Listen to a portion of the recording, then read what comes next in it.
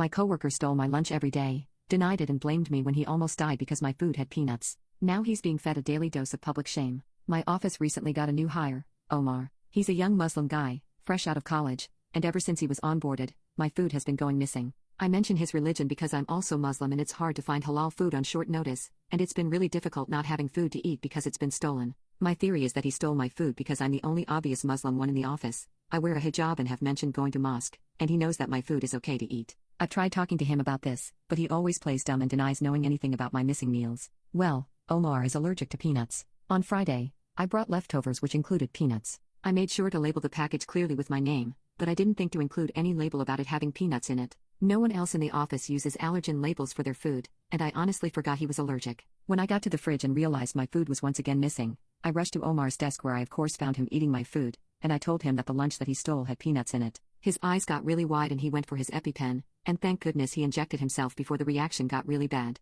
After Omar got done panicking about his reaction, he blew up at me. He said that I could have unalived him, and I said that he wouldn't have been in danger if he wasn't a liar and a thief. He told me that it was my fault for not putting an allergen label on the packaging. I said that I'm lactose intolerant, but I don't expect everyone to put labels on their dairy because I don't steal other people's food. He said that that's different because milk won't unalive me, and I said it was the same principle. He went to HR about it, and luckily they ruled in my favor. But now they require we put allergen labels on all foods. Omar smirked at me, like he had won a battle and my food kept getting stolen. So I decided to switch things up. Muslims have to tithe 2.5% of their salary as zakat, or charity. Since Omar wanted my food that badly, I made extra food the next day and handed it to him. I told him, I have decided to give you lunch every day and count it as part of my zakat since you are so poor, you have to lie and steal to eat. You are worthy of my charity. I did this in front of everybody and Omar got so embarrassed he almost didn't know what to do. I told him to take it and he did. Then I started to pray. This was to make everyone else reluctant to say anything at the risk of sounding offensive or discriminatory towards Muslims. I kept this up for a week and every time Omar got red in the face and he'd pull me aside to tell me to stop.